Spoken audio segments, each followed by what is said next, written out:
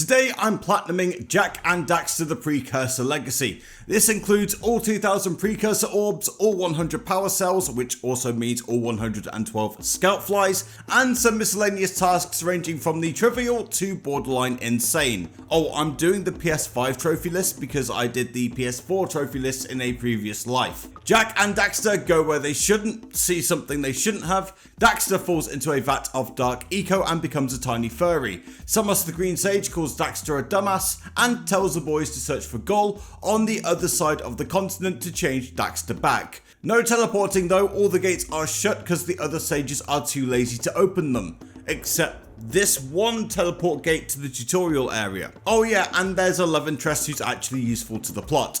The tutorial area is a good chance for me to get a good handle on the controls, and after being spoiled by the later Ratchet and Clank games, this was a struggle. With those games being buttery smooth, the Jak and Daxter controls require a bit more precision in the timing department and aren't quite as forgiving. It took me a while to adjust, but past Ben was getting very angry at what at the time felt like clunky and unresponsive controls. After collecting the final power cell in Gazer Rock and kicking off the trophy count, it was time for the first miscellaneous trophy of the game, which requires me to get to the final blue eco platform in 12 jumps or less. At first I thought this was impossible. There were tons of tiny ledges that I thought I needed to jump over, and the red mist was already descending.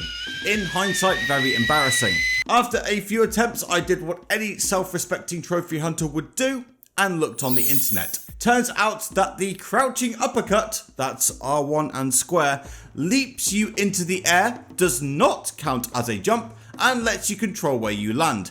I'm sure there's a quote-unquote legit way of doing this, but this hack saved me so much trouble. Having proven, just about, that I can handle myself, it was time to head into the world and collect power cells. There's three main ways Jak and Daxter can do this. 1. Complete miscellaneous tasks. 2. Find 7 Scout Flies in each area. And 3. Trade Precursor Orbs with villagers and talking statues. Each power cell acquisition also comes with a nifty dance because this game came out in the early 2000s. The first non-tutorial, non-village level of the game is the Forbidden Jungle, home to swinging logs, scary snakes and fishing. The PS4 trophy list has a trophy for this minigame, but the PS5 one does not. But there is a miscellaneous trophy here for getting to the top of the Forbidden Temple without running out of blue eco. Blue eco is great. It lets me run faster, break objects, and attract nearby orbs. Super powerful stuff. The downside is that Jak becomes a fraction more difficult to control. But after much falling off and embarrassing myself, I did get it in the end. So the rest of my time in the Forbidden Jungle was stress-free, right? Wrong. This place is also home to the first boss of the game, but it's really easy. All I had to do was avoid these ads where they were spiky, okay, bad start, and then jump on the leaves and boot the head 3 times, and then leave.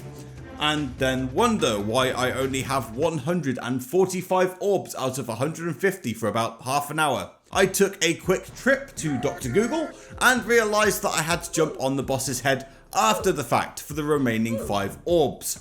This wouldn't be so bad if it wasn't one of only 2 enemies in the entire game that drops orbs when it dies, and the other does so right away. More on that later. After collecting the final power cell in the area, the next level was Sentinel Beach, nowhere near as annoying as Forbidden Jungle, but also much less remarkable. There's these crates that only get damaged by coaxing the cannon into firing at them. I also pushed this egg off a cliff to forcibly hatch it, but this cute little lizard unlocks some other stuff later in the game.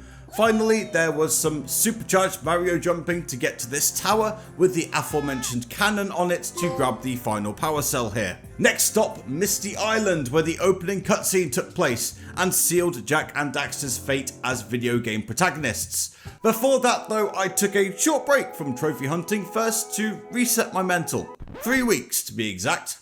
This turned out to be a great move as I finally fully adjusted to the controls. Catching this yellow rat was a great exercise in patience. Getting better did not stop me from falling to my death multiple times, but I was getting a lot less frustrated now that I had accepted that I was the problem, which gave me great motivation to focus on getting better. Sometimes I was still struggling to rub two brain cells together. For example, I didn't realise that I had to hold down X to fire the cannon further so that I could break the rest of these crates. I was doing this for 5 minutes. I am not a smart man. For the arena battle, I discovered that switching between the jab and the spin was a great tactic as they both cancelled the previous animation. Misty Island is also the first level with the Zoomer vehicle, and it actually controls really nicely. I was rather proud of the fact that I didn't die once during this section, although admittedly it did take me 4 attempts to get this single Precursor Orb. The final Misty Island power cell isn't actually on Misty Island, I just needed to hand the rat back over to her owner. I also took this opportunity to trade my horde of Precursor Orbs for the final Sandover Village power cells, and with everything Sandover Village related done, it was time to head to the next set of levels by zooming through the fire canyon. The mechanic here is to not let the zoomer get too hot or it explodes. I made a conscious decision to go for blue balloons instead of catching air by hitting the lurkers, and I surprised myself by completing the Fire Canyon Scout Flies and Power Cells on the first try. I did have to go back for the rest of the Precursor Orbs though, and I took the opportunity to hit some lurkers and see if that was better. Short answer, no. I activated the teleport gate at the Blue Sage's hut in Rock Village, which has seen better days, as has the entirety of the village. Confession time, I misremembered the trophy list and started hitting rocks in Rock Village and taking damage for no reason whatsoever. Good job me. There's also this precursor hatch that's notoriously difficult to open, as the blue eco required to do so is a fair distance away, but with the power of the rolling jump, I managed to activate it on the 3rd attempt. Good job me. I had so much fun with these zoomer levels so far that I decided to tackle the Precursor Basin first, and that's when I discovered that this is one of those games where the PS Plus version comes with the rewind feature. My initial reaction to this was one of pure elation, and it made everything infinitely easier every time I screwed up. At the time, I was not remotely sorry for abusing this, and my notes on this part gloat about how I absolutely bossed this section. I do have to come back for the final power cell later though. The next level is the Precursor City, and it's one of my favourite levels in the entire game. Everything from the aesthetic to the background music to the different platforming challenges just kept me engaged the whole way through. Some really nice variety here, and it just encapsulates everything good about this game. Until I had to deal with the miscellaneous trophy for this area. I needed to crack every green eco chest on the slides, and this was an absolute ball ache, simply because of how hard it was to turn to make sure I got all the chests and all the Precursor Orbs in one go. I continued to use and abuse the rewind feature so that I didn't have to continuously circle all the way around, and the trophy was finally mine. This felt kind of hollow though, like I hadn't actually earned it.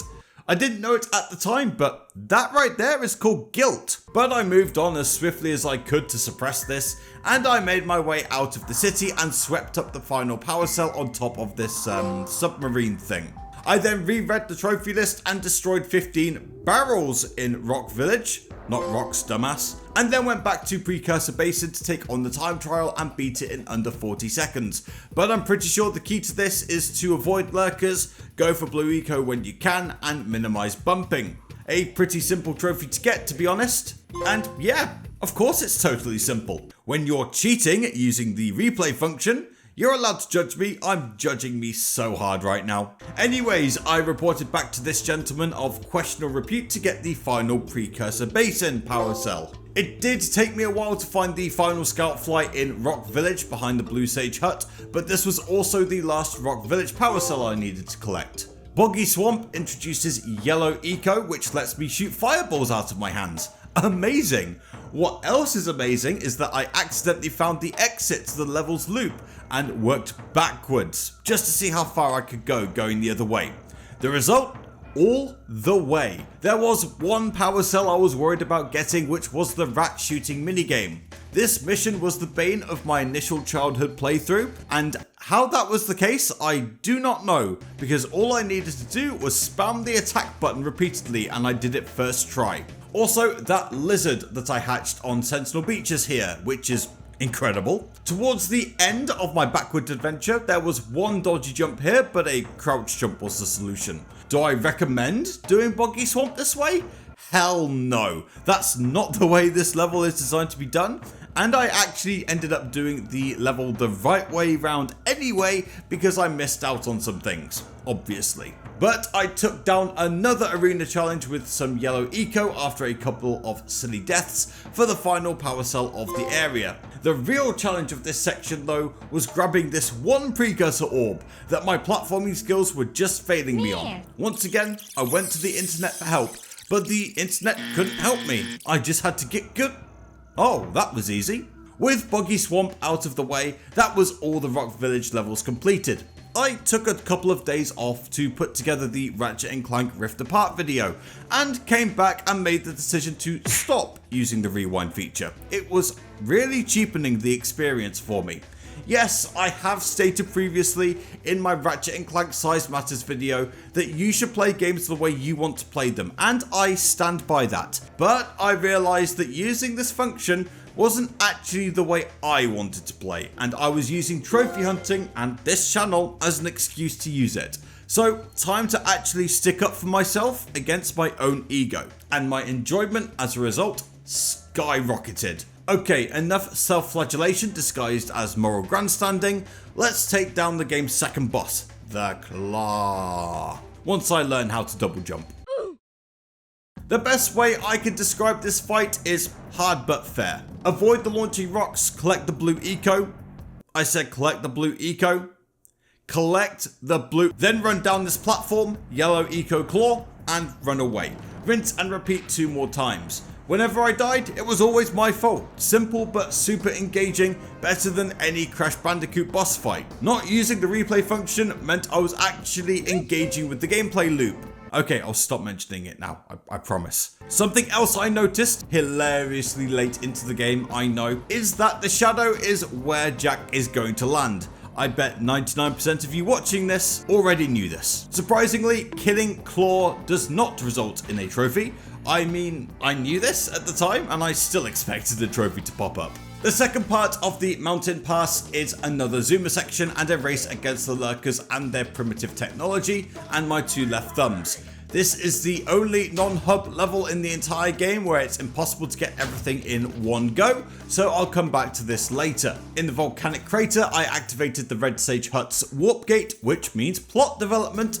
Turns out Gol, you know, the guy who's supposed to be healing Daxter, is the big bad, along with his big titty goth GF Maya. They've kidnapped all the sages so they can power a massive robot to extract dark eco, and Jak and Daxter are now the only ones who can stop them. So let's get to it. Time to go to Snowy Mountain and find more power cells. I'm not gonna lie, I found this area to be the hardest in the game, even if I wasn't punished too heavily whenever I made a mistake. In fact, sometimes it was okay to mess up, since I found things like scalp flies. I felt like I was being rewarded for playing the game casually. Also, there's another lizard section that's incredibly fun to do. Whilst exploring and collecting all the collectibles, I activated the yellow eco power source, which is important for all the other levels, and found this cool shortcut to get this power cell, before realizing I have to go the legit way anyway to get the rest of the orbs.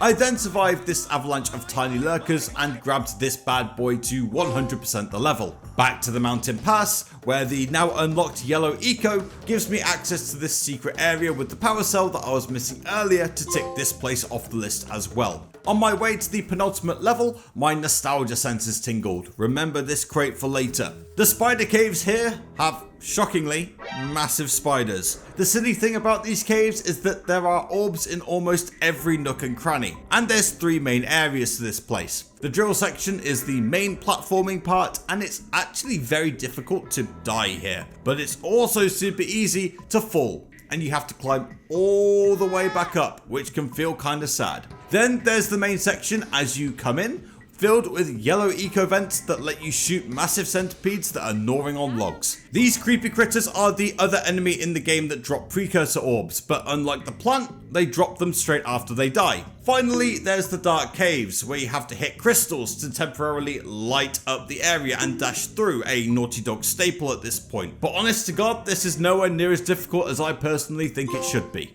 Remember that crate in the volcanic crater I talked about 30 seconds ago? Well, in order to get it, I have to go to this yellow vent in the spider caves and then leap down from here, spinning so I don't take fall damage, then go as fast as I can up these ledges and shoot as soon as I'm at the top. How many attempts do you think this one took? 1, 2, 5, 17.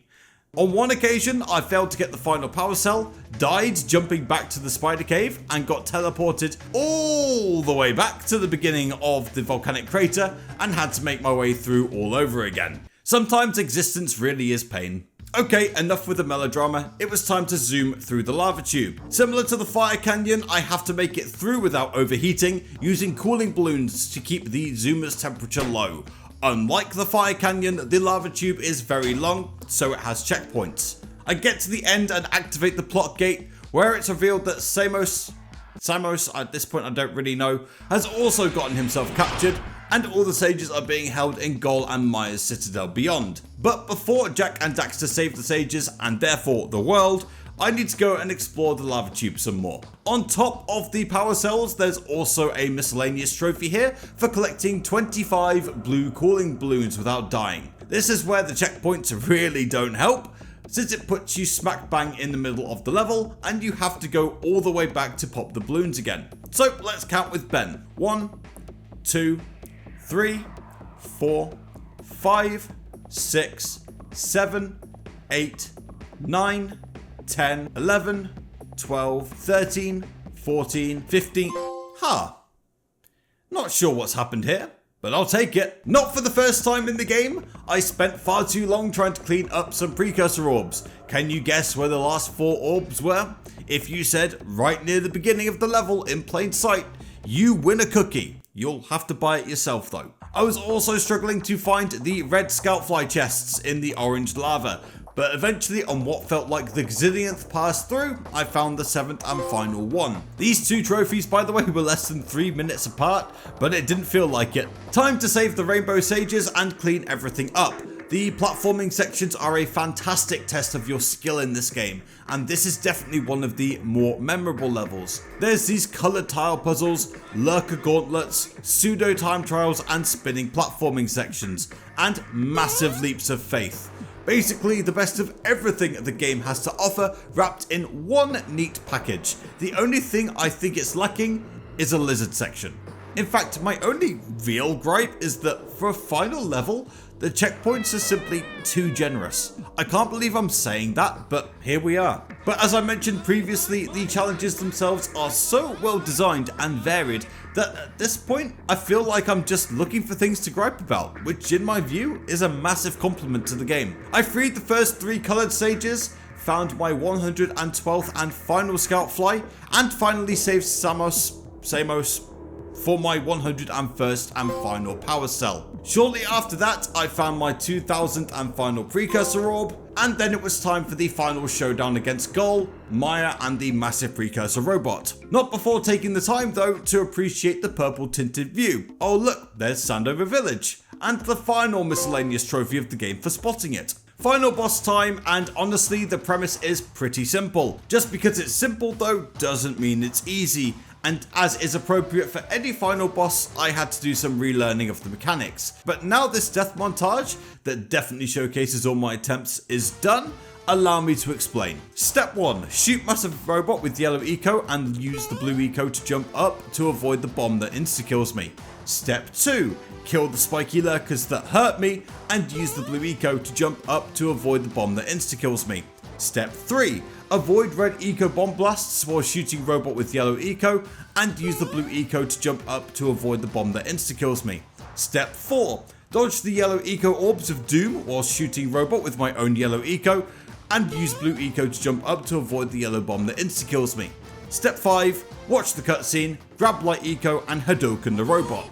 I'm not sure if I did this boss fight justice because it's good, clean platforming fun and very rewarding to beat. Collect trophy for beating the game, collect platinum for getting all the trophies, watch Tiny Furry cockblock the hero like an absolute chud, and roll credits. Thanks for watching, click here to go further down the YouTube rabbit hole. See you next time for Jak 2 Renegade.